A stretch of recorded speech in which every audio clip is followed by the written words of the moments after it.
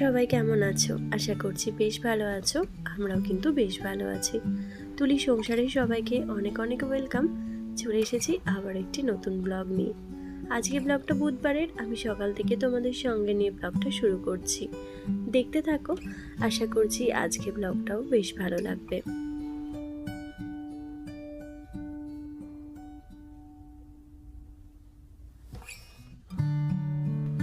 সকালে ব্লগটা good morning বলে শুরু করলেও কিন্তু মর্নিংটা আমাদের আজকে গুড ছিল না, জানো তো। আজকে বাপি ওরা বাড়ি চলে গেল। সত্যি বলতে ভীষণ মন খারাপ হচ্ছিল। কারণ কি বলতো, ওরা অনেক দিন এসেছিল তো তো এবার যখন বাড়ি চলে যায় সত্যি ভীষণ খারাপ, মানে মনটা খারাপ লাগে। যখন আমরা মানে গ্রামের বাড়ি যাই, তখন আমরা যখন চলে আসি তখন আমাদের যেমন মনটা, মানে তখনও আমার মনটা ভীষণ কষ্ট হয়, আর এখনও তাই। যখন ওরা চলে যায় তখনও তো বেশ অনেকগুলো দিন এসে থাকে, তো কি ভালো লাগে। এমনিতে তো একা একাই থাকা, যখন কেউ বাড়িতে আসে তখন সত্যি খুব আনন্দ হয়, আর যখন চলে যায় তখন সেই রকমই কষ্ট হয়, জানো তো।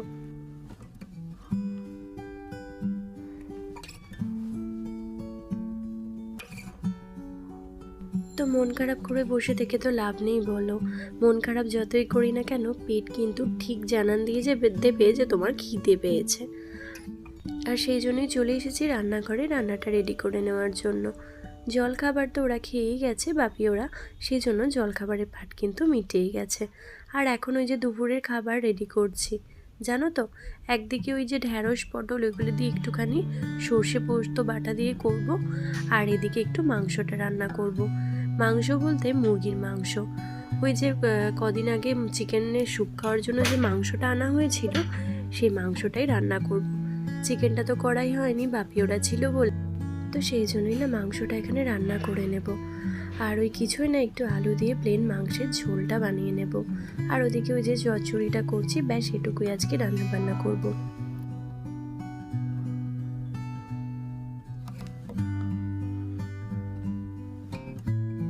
শ্বশুর শাশুড়ির সঙ্গে সব বউদের কীরকম সম্পর্ক হয় জানি না, কারণ আমি তো খুব একটা শ্বশুর বাড়িতে থাকিনি, কিন্তু যতদিন থেকেছি নতুন বউয়ের মতনই থেকেছি। আমাকে না ওরা কোনো কাজ করতে দিত আর না কিছু।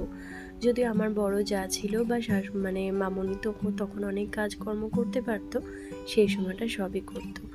যখন মানে আমার ইন্দুসোনা আমার পেটে ছিল তখন তো কোনো কিছুই করতে দেয়নি। ওরই মাঝখানে ওইখানে একটা বিশাল বড় অ্যাক্সিডেন্ট হয়েছিল আমার বিয়ের পরই। তো সব কিছু মিলিয়ে সত্যি বলতে গিয়ে আমার শাশুড়ি মা কিন্তু আমাকে খুব যত্ন করেছিল। আর সেই জন্য না মানে কি বলবো, যে শ্বশুর বা শাশুড়ি মায়ের সঙ্গেই বেশিরভাগ করে বউয়েদের যে একটা ঝগড়া ঝামেলা এইসবের একটা যে ব্যাপার থাকে না, সেটা কিন্তু আমার সঙ্গে কোনোদিনও হয়নি। যদিও এবার কি বলতো, একটা সংসারে থাকতে গেলে তো দু একটা কথাবার্তা এসব তো ওঠেই, তো সেটা খুব একটা আমি মানে মাইন্ড করি না।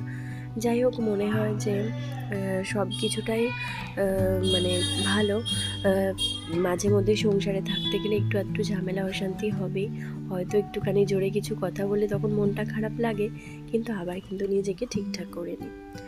যাই হোক, এদিকে দেখো চচ্চড়িটা মোটামুটি প্রায় হয়েই গেছে। এই যে একটা বেশ তেল তেলে পাড়া চচ্চড়ি, এটা খেতে কিন্তু বেশ ভালো লাগে, তো এটা করে নিয়েছি। আর না, ওই সোমবারেতে ভাই বাড়ি গিয়েছিল, তো আজকে দুধ এনেছে, কাল তো ও আসেনি, আজকে এনেছে, আর সেই জন্য দুধটা ফুটিয়ে জাল করে রেখে দিয়েছি। এদিকে এই যে মাংসটা পুরো একদম রেডি কমপ্লিট। মাংস মানে খুব মাখা মাখা একটুখানি ঝোল করেছিলাম, আর এই যে চচ্চড়িটা। তো এই দিয়ে আমরা দুপুরের লাঞ্চটা করে নেব। এই যে ভাত একটুখানি আছে, মানে সবাইকে বেড়ে বেড়ে দিচ্ছিলাম, তো তারপর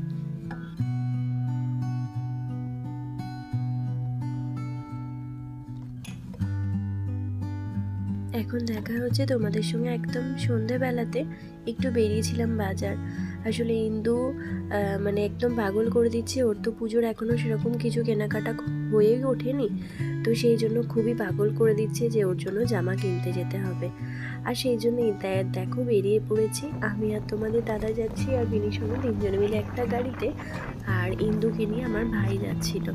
তো গল্প করতে করতে অনেকটা দূরই, মানে আমি যেদিকে যাবো ভেবেছিলাম তার ঠিক উল্টো দিকে নিয়ে চলে এসেছে। তো ভাবলাম ঠিক আছে, ওদিকে গিয়ে একটু ঘুরে আসি। অনেক দিন পর বাইরে বেরোলাম, বাপি ওরা এলে তো ওদেরকে একা ফেলে তো সেরকমভাবে বাজার বেরোতেই পারি না, মানে ইচ্ছে করে না জানো তো, যে বয়স্ক মানুষ তাদেরকে ফেলে বাজারে বেরোবো সেটা একদমই ভালো লাগে না। তো এই যে আমরা এদিকে চলে এসেছি, আর এটা না নতুন একটা শপিং মল হচ্ছে, এর নাম হচ্ছে ক্রোমা। তো এটা নতুন হয়েছে, কিন্তু এখানে সেরকম কিছুই মানে ওই ইলেকট্রনিক্স জিনিস এই সমস্ত কিছু ছিল। তো এই যে আমরা ভিমার্ট চলে এসেছি, আর এই ভিমার্টটা আমরা নতুন এসেছি এবারে, এটা উল্টো দিকে, মানে কি বলবো, ওই কলেজ মোড়ের এই দিকেতে। আর যেখানেই যাই না কেন আমার শুধু নজর পড়ে না এই রান্নাঘরের জিনিসপত্রে। আমি জামা কাপড় দেখতে এসেও কিন্তু এই কাউন্টারেতে চলে এসেছি যে এখানে কী আছে এগুলো দেখার জন্য। সব জিনিসগুলো দেখেই তো আমার ভীষণ মানে নিতে ইচ্ছা করছিল, কিন্তু তোমাদের দাদা আবার ডাক দিল যে জামা টামা দেখার জন্য। যাই হোক, এখান থেকে কিন্তু বেশ কিছু আমরা শপিং করেছিলাম।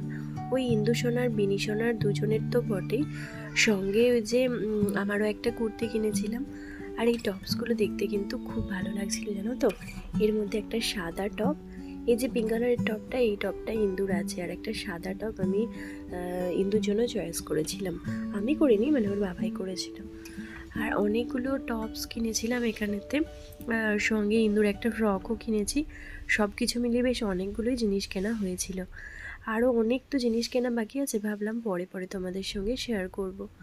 তো এই যে আমরা এবারে মানে বিল কাউন্টারের কাছে চলে এসেছি, বিল করাচ্ছে তোমাদের দাদা, আমি বাইরে এখানে দাঁড়িয়ে আছি মেয়েদেরকে নিয়ে।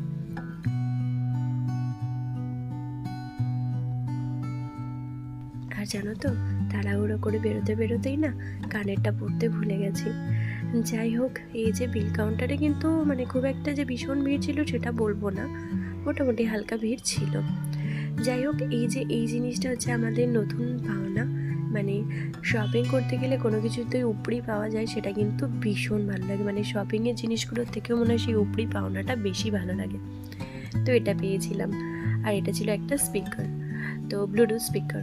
তো এই দিয়ে আজকে ব্লগটা শেষ করলাম, আর এটাতে গান চালিয়েও তোমাদেরকে অবশ্যই শোনাবো।